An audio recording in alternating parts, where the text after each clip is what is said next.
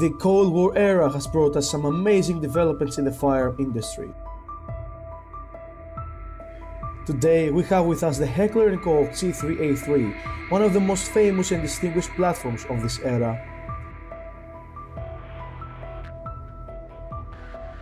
Used by many armies around the world and being the standard issued rifle amongst the Hellenic army as well, it holds a special place in my heart. Today, we are reviewing the affordable G3 made by Jing Gong. Without further ado, let's get started.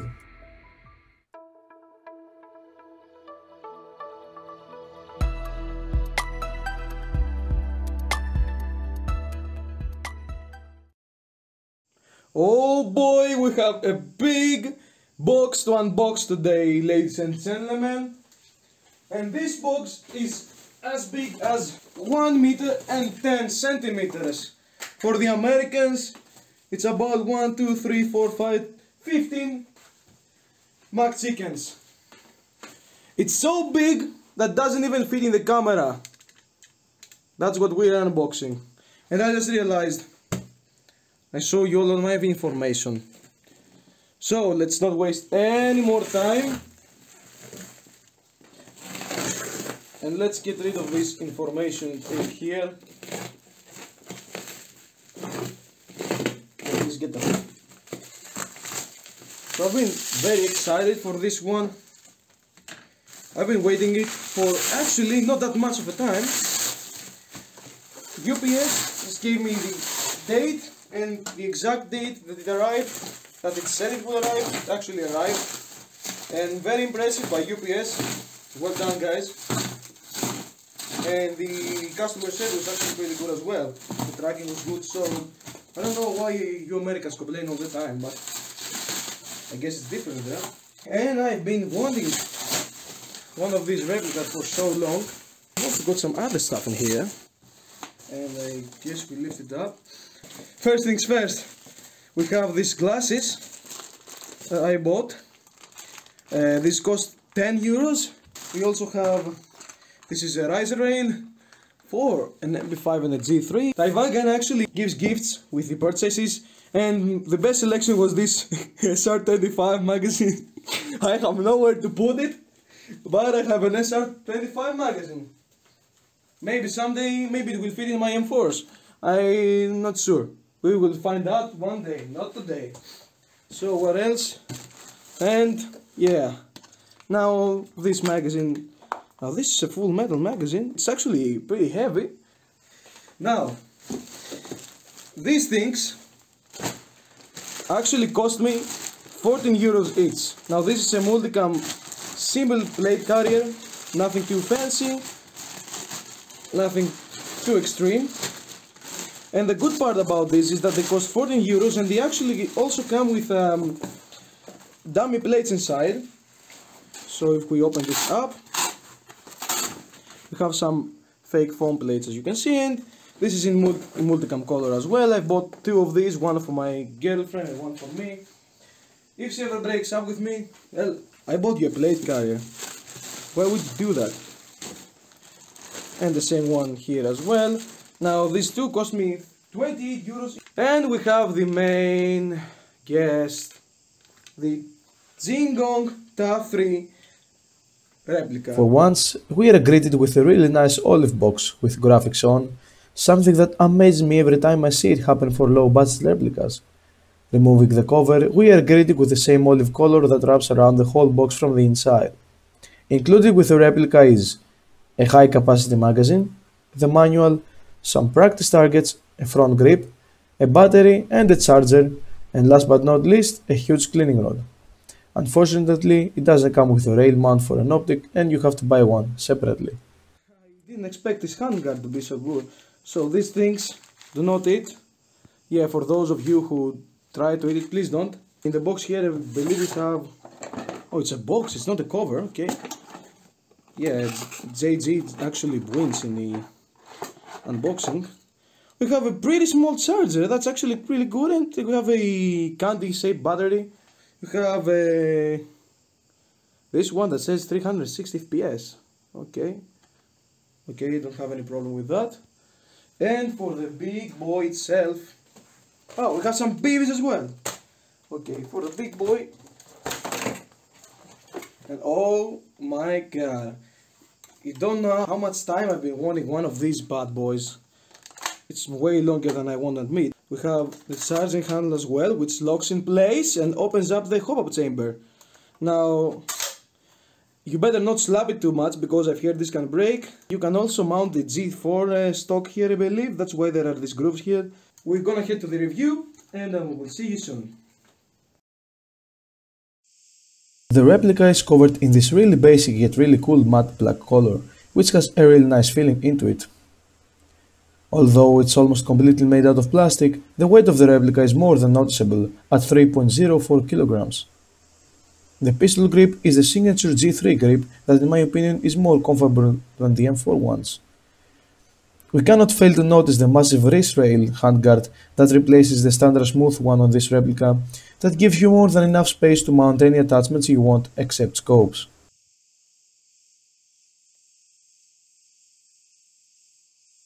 The charging handle is the same design as the MP5, which means it locks back in position and that qualifies for some satisfying reloads. As for the iron sights, the front one is fixed in position while the rear one is adjustable for elevation.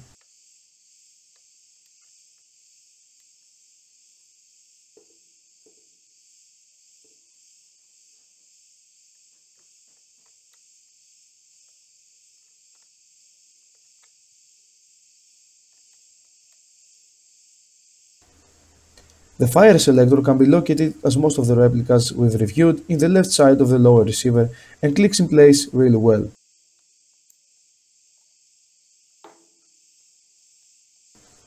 On the opposite direction of the selector, we notice that a white label indicates if the replica is on safe, semi or full auto.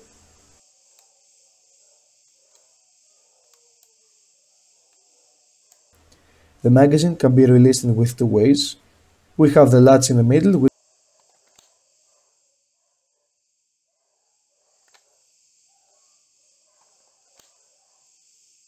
the inner barrel is massive and sits at 510mm with an inner diameter of 6.08mm. At the end of the barrel we have a full metal flash hider that, if removed, a 14mm counterclockwise thread is revealed to mount a flash hider or a suppressor of your preference.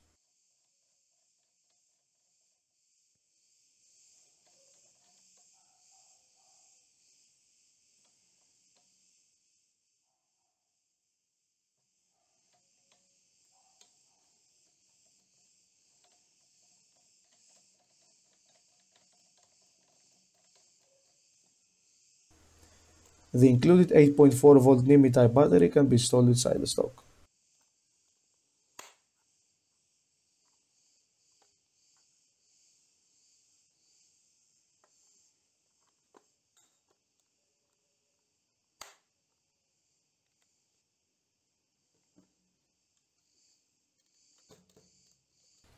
In the left side of the stock we can find a sling mount point and we can find another point in the front of the replica on the left side of the iron sight. Both are made from metal.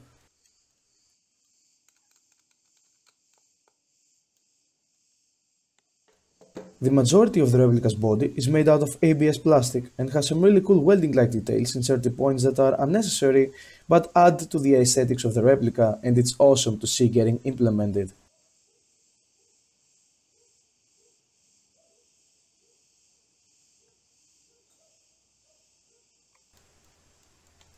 Metal parts include the outer barrel, the handguard, the flash hider, front and rear iron sight,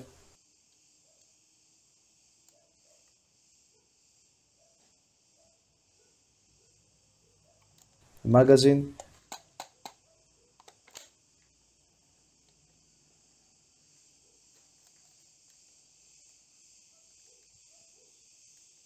the charging handle, both of the magazine release buttons, the trigger, the fire selector, the part that connects the stock to the body of the replica, and both of the sling mounts.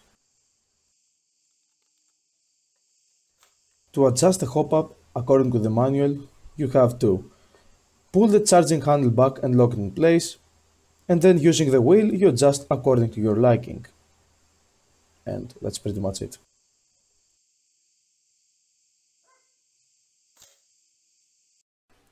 The test fire is conducted with 0.25 gram BBs within a distance of 30 meters from a 20 cm or 8.6 inches wide target with adjusted pop-up. Some more specifications about this replica. The muzzle velocity is 390 fps and 1.41 joules. The length of the replica is 1020 mm or 1 meter and 2 centimeters. The seaming isn't perfect, but it will get the job done and it will do it pretty well. The fire rate is also really good and close to the real steel firearm as well. Yeah, the grouping isn't the best. Let me adjust the sights. Maybe it's going to be better with the sights adjusted.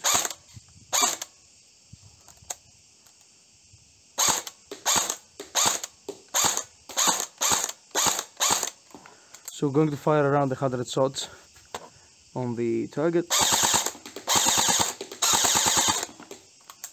You can hear them hitting the chair.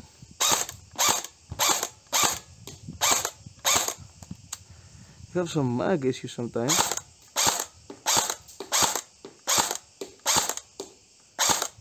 Yeah, dude, I don't know. Let's readjust in the second one, which is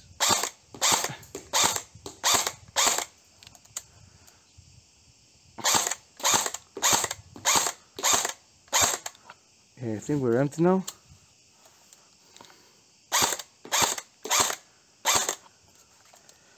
Oh man, my hands are it's actually really tiring. Yeah, I'm not even hitting the target right now. Okay, let's just keep on going.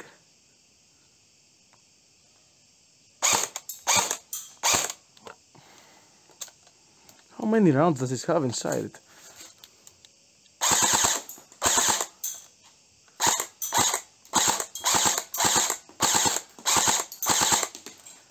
Yeah, I'm not sure something's going on. I don't understand.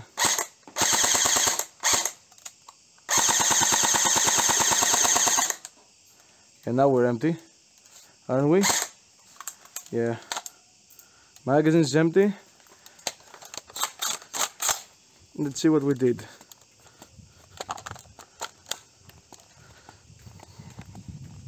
Now I'm not actually happy with the results.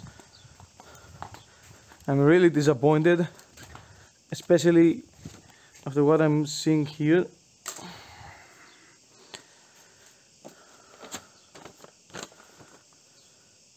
This is some next level terrible grouping. Oh my god. Okay, you know something, the 6.8 millimeter diameter of the inner barrel is actually disgusting. So I found this online and I printed it. It was free, so yeah. There is nothing near the 9. Okay, there is 1, 2, 3 in the 9. Nothing in the center, although I was aiming at the center. There are many over here on the date. There is one down here. There's 1, 2, 3, 4 on the logo of the website here. There's nothing here, which is good. This we avoided one of the corners and two of the corners actually. There's one also here. Yeah, it's not the paper that's there. It's just literally a bib went through there, and the rest of them, yeah, they went everywhere actually. They went absolutely everywhere. So yes, that was one of the worst groupings I've seen. Okay, Gong, that's a big foul from you. Oh my god. I mean, the CM506 that we reviewed had a better grouping. I don't know what to say. At least it's beautiful, isn't it? Although this replica has its downsides, you have to remember that in this low price, Gong actually makes the cheapest G3s you can find in the market, and if you don't want to spend 600 plus euros in an LCT one, you can spend 120 to 150 ones in a Gong one. So it has a version 2 gearbox, so it can be upgraded as well. With a little bit of fine tuning, it can become an actual beast. If you love G3 just like I do, give it a shot. It's not perfect, but it will get the job done.